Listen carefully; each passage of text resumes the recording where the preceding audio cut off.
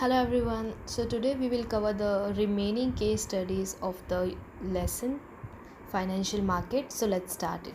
Nair, who is working as PGT Commerce in a CBSE affiliated school of Kerala, एक दिन वो class में capital market के बारे में पढ़ा रहे थे तो उन्होंने स्टूडेंट्स को इन्फॉर्म किया 1980s में इस मार्केट में बहुत बड़ी ग्रोथ आई थी, बहुत मेजर चेंजेस आए थे और इस चेंजेस की वजह से पार्टिसिपेशन बहुत बढ़ गया था। क्योंकि इतना पार्टिसिपेशन हो गया था, इतने इन्वेस्टर्स इन्वेस्ट कर रहे थे, तो कुछ माल प्रैक्टिसेस मतलब कुछ गलत काम करने शुरू कर दिए थे लोगों ने। कंपनीज़ कुछ माल प्रैक्टिसेस करने लग गई थी, कुछ ब्रोकर्स चीटिंग करने लग गए थे, merchant bankers, even investment consultants, ये सब माल प्रैक्टिसेस में इन्वॉल्व हो गए थे, जिससे इन्वेस्टर्स का कॉन्फिडेंस मार्केट से हिल गया था, उनकी ग्राइवेंसेस बढ़ती जा रही थी। इन सब चीज़ों को स्टॉप करने के लिए गवर्नमेंट ऑफ इंडिया ने एक रेगुलेटरी बॉडी सेटअप करने का डिसाइड किया। So in this case study you have to tell the regulatory body which the government of India decided to set up and also state any 3 objective of the regulatory body identify in the part A above. So part A में जिस body की बात की गई है that is SEBI, securities and exchange board of India, और हमने objectives पढ़े थे सेबी के, like protection to investor, control over brokers. You can mention any 3 objectives here. Next case study is about Sakib Limited, which is a large credit worthy company operating in a Kashmir Valley. ये company export के काम में लगी हुई है और जो deal करती है एक्सक्लूसिव एम्ब्रॉयडरी शॉल्स में। बट वैली में फ्लड आने की वजह से कंपनी को बहुत सारी प्रॉब्लम्स फेस करनी पड़ी। कितने ही क्राफ्टमैन और वर्कर्स जो है वो उस जगह से चले गए फ्लड की वजह से। इवन रॉ मटेरियल भी कंपनी का डिस्ट्रॉय हो गया।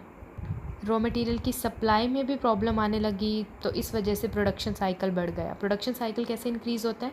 जब प्रोडक्शन साइकिल का मतलब होता है कि रॉ मटेरियल जब फिनिश गुड में कन्वर्ट होता है, क्योंकि रॉ मटेरियल ही टाइम पर नहीं आ रहा तो डेफिनेटली वो गुड्स टाइम पर प्रोड्यूस नहीं हो पाएंगे। तो ये सब प्रॉब्लम आ ही रही थी कि इतनी प्रॉब्लम्स पर एक और प्रॉब्लम आ गई। जो कंपनी के सप्लायर थे वो यूजुअली रॉ मटेरियल क्रेडिट पर प्रोवाइड कर देते थे कंपनी को एडवांस। अब वो एडवांस पेमेंट की डिमांड कर रहे हैं। कंपनी खुद लिक्विडिटी क्राइसिस को फेस कर रही है। लिक्विडिटी का मतलब है कि कंपनी के पास इनफ कैश नहीं है जितना होना चाहिए।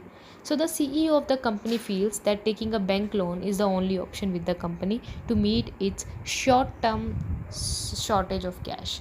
जो शॉर्ट टर्म शॉर्टेज है उसके लिए उन्हें लग रहा है कि सिर्फ एक बैंक लोन ही सॉल्यूशन है। As a finance manager of the company, name and explain the alternatives to bank borrowing that the company can use to resolve this crisis. In this case, we know कि money market में कई सारे options available है और एक company, क्योंकि एक credit worthy company है, तो ये कंपनी कमर्शियल पेपर इशू कर सकती है। और हमने जब कमर्शियल पेपर का मीनिंग पढ़ा तो यही पढ़ा था कि जो शॉर्ट टर्म डिमांड होती है, वर्किंग कैपिटल की रिक्वायरमेंट होती है, सडन जो मनी की रिक्वायरमेंट होती है, उसको पूरा करने के लिए ही कमर्शियल पेपर का यूज़ किया जाता है। तो यहाँ पर कमर्शियल पेपर कंपनी की रिक्वायरमेंट पर बिल्कुल फिट सेट होता है। नेक्स्ट केस स्टडी इसमें कहा है कि these days the development of a country is also judged by its system of transferring finance from the sector where it is in surplus to the sector where it is needed most. Definitely किसी भी company country की development इस point से जज की जाती है कि एक तरफ जहाँ पर मनी सरप्लस में है और दूसरी तरफ जहाँ मनी शॉर्टेज में है, तो कितनी एफिशिएंटली और सही तरीके से मनी को उस जगह पर ट्रांसफ़र कर दिया जाता है। और एक कंट्री की इकोनॉमी को स्ट्रेंथ करने के लिए SEBI, who is a regulatory body, is undertaking measure to develop the capital market.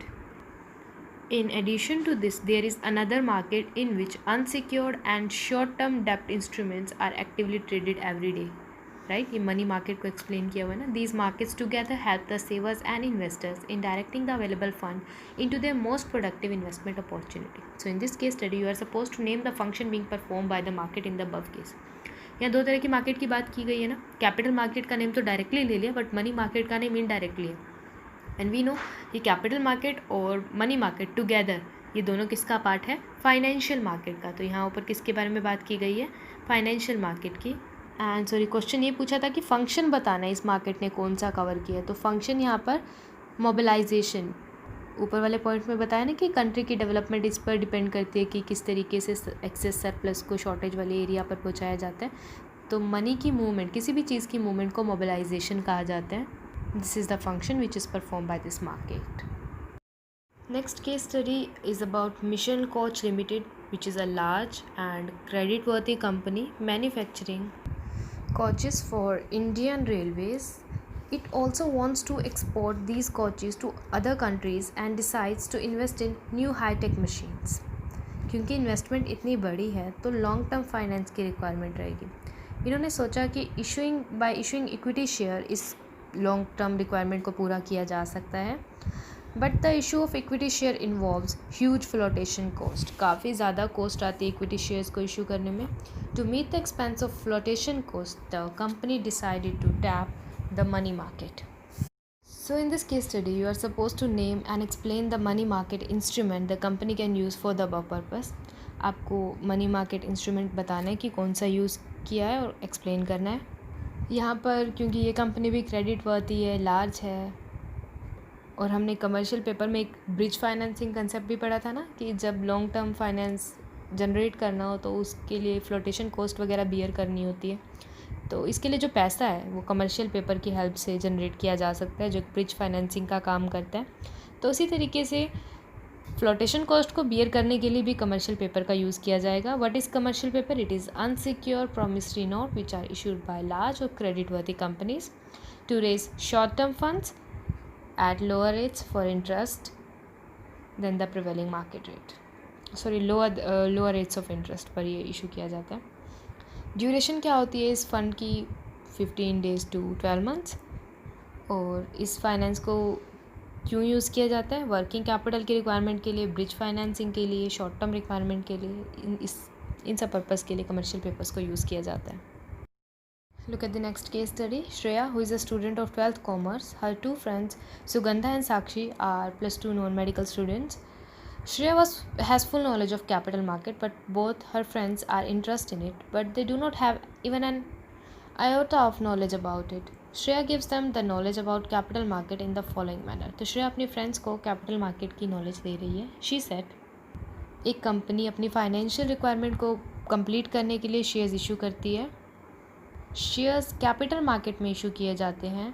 Company एक प्रोस्पेक्टस इशू करती है और जनरल पब्लिक से एप्लीकेशन इनवाइट करती है. It is called initial public offer.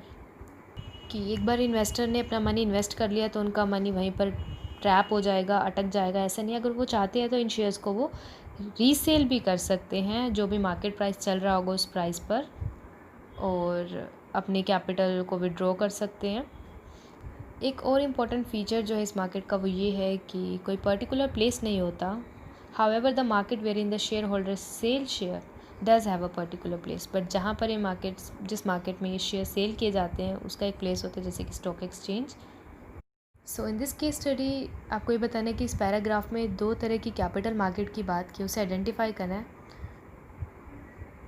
और साथ में बी पॉइंट में आपको उनकी कैरेक्टरिस्टिक्स लिखनी है. दो कैरेक्टरिस्टिक लिखनी है ईच मार्केट की. बाय वे ऑफ कोटेशन मतलब उन लाइंस को कोट करते हुए आपको कैरेक्टरिस्टिक्स मेंशन करने. तो वी नो कि कैपिटल मार्केट में दो मार्केट, प्राइमरी मार्केट जो आईपीओ के बारे में बोला है, और सेकेंडरी मार्केट जहाँ ये बोल दिया है कि आप इसको रीसेल कर सकते हो. प्राइमरी मार्केट की कैरेक्टरिस्टिक पूछी है तो यहाँ पे कहा था ना कि company issue prospectus, invite application from general public. ये हो जाएगा एक ये कैरेक्टरिस्टिक. न्यू इशू करता है यानी कि.